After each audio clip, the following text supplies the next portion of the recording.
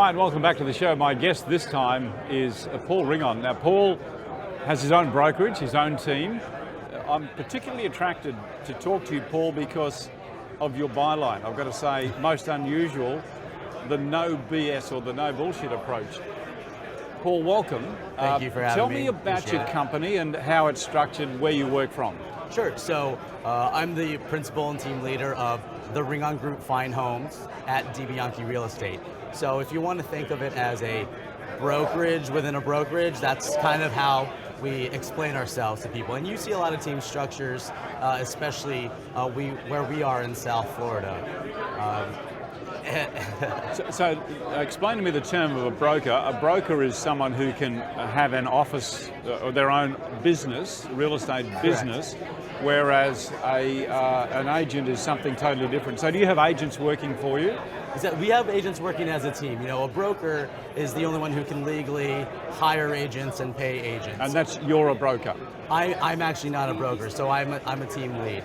It's a way of, you know, possibly owning a business without having to own the business. Yeah, I understand that. Yeah, that's actually quite common in different parts of the world now. It's becoming quite strong.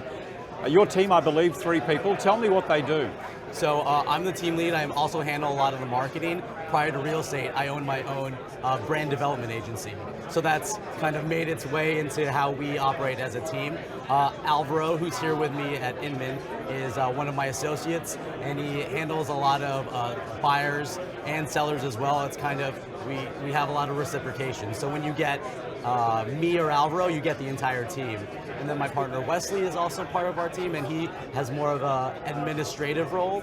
So he kind of deals with a lot of things behind the scenes, as well as kind of putting me in 2 places at once, and that's how we're structured right now. Yeah, because in the US there's the environment of the structure system of a buyer's agent and a seller's agent. Correct. You're moving through that, so you can actually work for the buyer and the seller? Yeah, we right now we don't assign any particular associate to buyers only or sellers only. We kind of cover all bases when it comes with that. And you know, there are people that will argue that it's not efficient, but for us, it seems to be working right now. Is it about efficiency or is it about transparency? Because some people say that one team can't work on behalf of the buyer and the seller. So we try to be very transparent, and that kind of ties back into our no bullshit. Can I say that? Yeah, you can. Our no bullshit real estate experience. Okay, tell me why you've taken that approach, because do you sense that there's a lot of BS in the industry? I think any new agent in the industry, you know, I'm going on my 6th year now. You come into it wondering why some agents get this listing or have these buyers. And, you know, you open up any listing that's $1 million plus or even under, and it's like you have the cell phone shot, you have the picture of the toilet seat open. Unprofessional. Very unprofessional, and you know, they're making $30,000 on this, yet they can't spend the money to properly market, to even answer their phones. Some only will communicate by email. You know, we're in a day and age where things need to be instant, and you find that there's a lot of BS surrounding that, or they oversell, and then you step into the property and it looks nothing like the photos. Yeah, because there's 2 different things there. There's the BS side to it, which is buying listings, overestimating their value, and then trying to work them down into market value. And the other side is the unprofessional side, which is the bad photography and bad representation. Do you think that's bringing about a new age of agent in that they're a lot more professional and more full-time? Sure. So I tend to network a lot, have a lot of colleagues in the industry that have either been in real estate shorter or longer than I, and it seems like those agents that really want to be in it and you have a good work ethic, those are the agents that are rising above everyone else versus the ones that, oh, let me just dip my toe in it, and then you see them gone within a year or 2. So I think the people that I at least surround myself with tend to be a little bit more savvy and want to know the tools that they can use to market properties better, and just try to cut the BS and don't fluff things.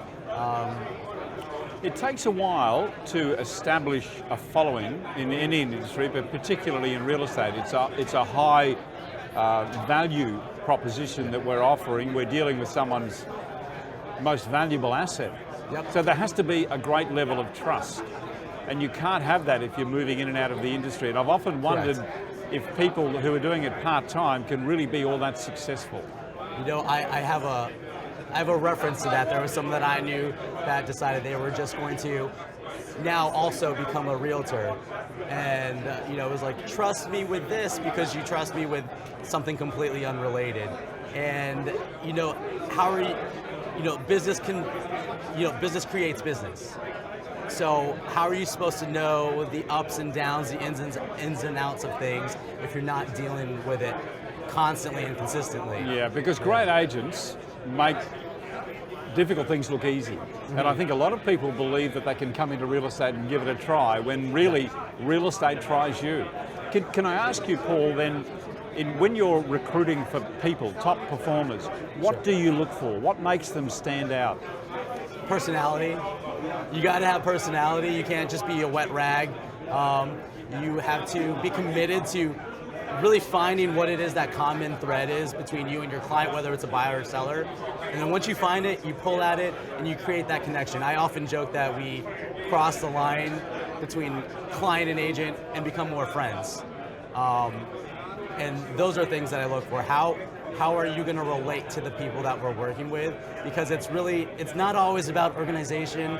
It's not always about being able to sell someone. It's relationship based, and a lot of people forget that. It's empathy too, isn't it? I mean, Absolutely. being able to put yourself in someone else's position, understand that this is a big emotional shift for them that you do quite often, but they may only do once or twice in their life. Sure, and for me, you know, I bought my own home with my partner a couple of years ago, and to be able to relate to the issues, because the joke is that we're our own worst clients, but you know, with our lending process, with the searching for a home, I can actually empathize with people and like, listen, I went through the same thing looking for my own home. Yeah. I went through the same thing trying to get the money. Can we talk about technology just for a moment? Sure. We've only got a minute or two left, but technology, Facebook, Twitter, great levels of quick communication, but are they effective? You know, you can't beat the face-to-face. So it's funny that you mentioned that because I'm actually speaking later on this week, opening up the Real Estate Marketers Toolbox, and I'm excited to share the things that have worked for me and my team. What are they? Facebook, Instagram, just even the basic levels of using it, but the tools to elevate and how to actually use those platforms to connect with people. And it's really not about the flash, it's just the communicating genuinely to anyone that's watching. And we've gotten leads off of Facebook and Instagram. You never know who's watching till they contact you. What sort of content are you putting out on those platforms? We put a lot of content geared towards the homes that we sell, of course, neighborhoods. We like to get really heavily involved with small businesses, having a small business previously, and considering this as a small business, those are the things we want to push, kind of enlighten people about areas. So it's more about the lifestyle of the area that you want to get into as opposed to the properties that you're marketing. It's a bit. It's a mix. Yeah. And sometimes if my clients are comfortable, we'll put them on camera too. Let people see the journey they're going through. It's not all, you know, flash and glam. Sometimes you gotta wade through the crap out there on the market to get to the home that will really fit them. Yeah. Paul, great to catch up with you here. Thank you. We're really enjoying your country. It's a wonderful country and a brilliant conference. So thanks for having us. Thanks for having me.